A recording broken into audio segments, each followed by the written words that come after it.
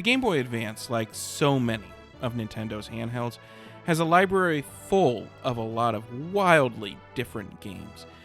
Since the console was so popular, especially among children who were more likely to be able to afford a GBA than a home console with their allowances, a ton of developers released a lot of absolute garbage shovelware and licensed titles that makes up the vast majority of the system's library in terms of sheer volume.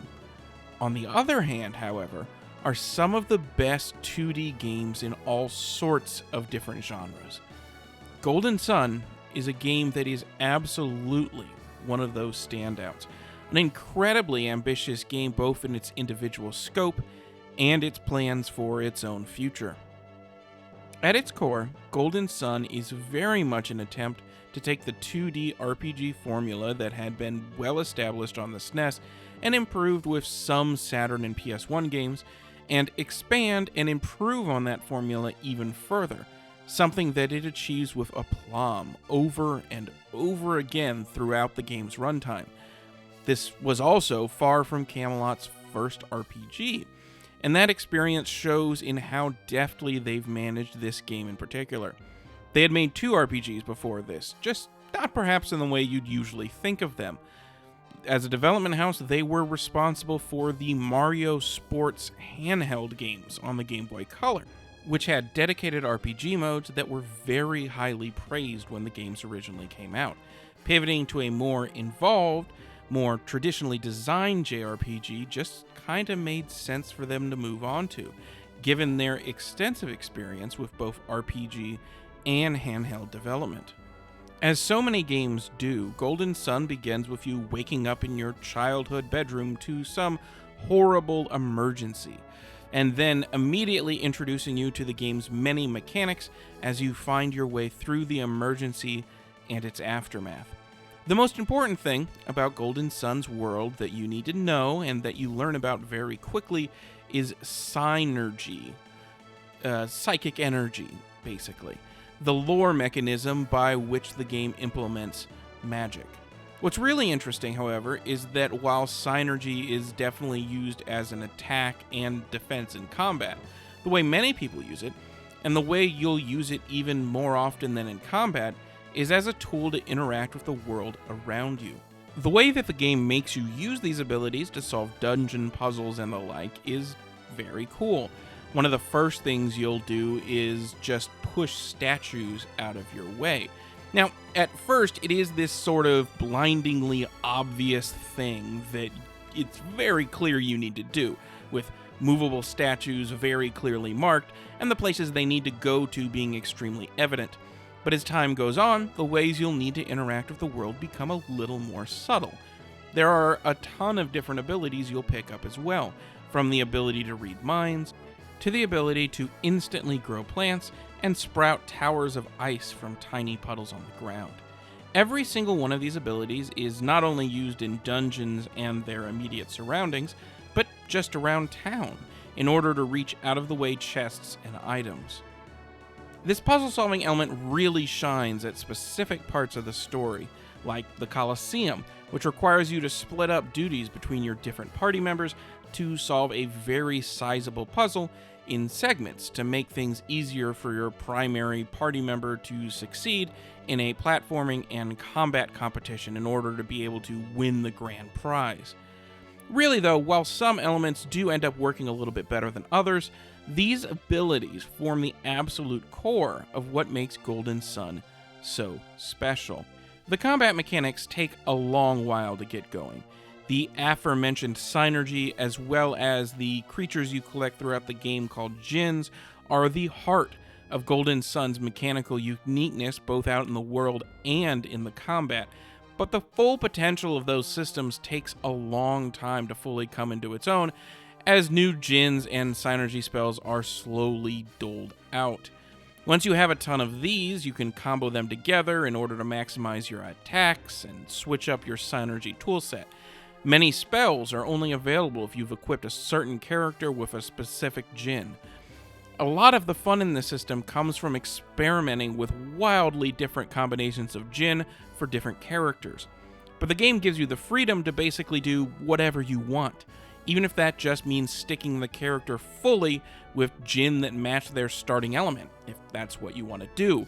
Golden Sun has a lot of flexibility that lets you play in the way that you find most comfortable. And that's because at the end of the day, the combat in Golden Sun is pretty darn easy for the most part. If you're looking for some deep combat challenge in your JRPGs, you're not going to find much of that here. There's one pretty challenging optional boss that's hidden away at the bottom of an extremely deep puzzle-filled dungeon, and the final two bosses of the game are difficult in their own right, but for the most part, especially if you're veering off into the optional stuff more often than not, you're going to breeze through just about anything else that the game throws at you. To be clear, this is not to suggest the combat is bad or boring, and in fact, especially as my toolkit of different abilities grew, I found it pretty enjoyable for what it is, especially since while the difficulty of this game doesn't particularly encourage it, there's a lot of depth to explore in the systems. The game does a great job with non-gameplay elements as well. Camelot did an incredible job with emotiveness and storytelling given their incredibly limited toolset on the GBA, with the animations contributing greatly. Though the small number of those animations can mean they feel a bit overused. It is, however, greatly appreciated how often the game gives you choices in conversation, which certainly wasn't expected of a game like this. Even if the choices are generally not consequential, by which I mean basically never, even small dialogue changes can change how a game feels to play significantly. The real emotional heart of Golden Sun is the fun and often funny characters and interactions you'll encounter throughout the entire tale. Sure, the plot can often seem kind of rote, and not exactly inventive as RPGs go, even for the time, but Camelot does a great job with making the most of what they do have, drilling down into a ton of tiny details that really help flesh out the world eventually to a point where it doesn't seem quite as generic as it did at first blush, and endear you to both it and a ton of the characters that inhabit it. The game is really at its best when it is serving as a series of awesome set pieces and great one-off ideas. The aforementioned Colosseum section is definitely a massive highlight, as is a segment of the game where you're fighting off monsters on a boat traveling across a lake. Both parts of the game that take common mechanics and mix them up just enough to make the game feel a ton more unique than it can often feel at many other points.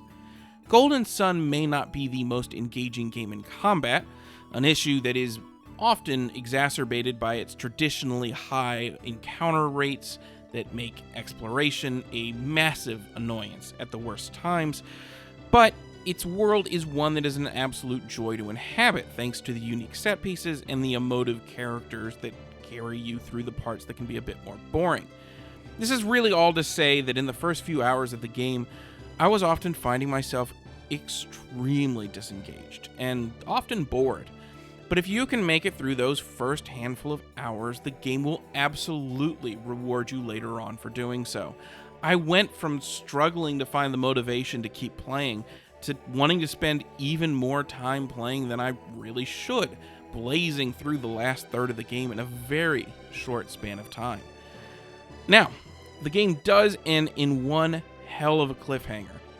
Very abruptly and unexpectedly if you didn't know how closely linked its sequel was. And its sequel would come out only about a year and a half later in North America. This game was very clearly already planned by the time the first came out, as the game also allows you to carry over a massive amount of data about your state in the first game into its sequel, offering two ways to carry over your save. If you have access to 2 GBAs and a link cable, you can simply hit a button to transfer the data, or if you don't have the requisite equipment, which is more likely these days because you're probably playing in an emulator, you can transfer the data over by the use of an absolutely massive password that's split up into multiple pages to have it even be readable on the GBA screen. Definitely a bit of a kludgy solution, but one that was necessary given the limitations of the way saves are handled on a per cart basis on the GBA. At the time, this was still a pretty new idea, carrying stuff over from one game to its sequels, and one that is admittedly still pretty rare today, especially in the same way Golden Sun does, letting you carry over your level, money, items, basically everything. Even the few games that do embrace this sort of mechanic, most often seen in the BioWare games of old, only carry over story choices or other world state details. Though, of course, there's not really any sort of choices to be mined there in Golden Sun, but one very nice thing this does allow is for you to carry over some weapons and armor you don't get until the very end of the first game. Things that would usually be barely worth spending the time to pick up, except to beat the final bosses ever so slightly faster. As I think should be abundantly clear at this point in the review, despite its few notable shortcomings, Golden Sun is absolutely a game I think is still worth playing today. Especially in a world where we get so few of this traditional style of JRPG, Golden Sun still stands out as a unique and consistently entertaining entry in the genre, no matter where you're playing it, and is in no way held back by its handheld origins, as you might expect, easily standing shoulder to shoulder with some of the all-time greats.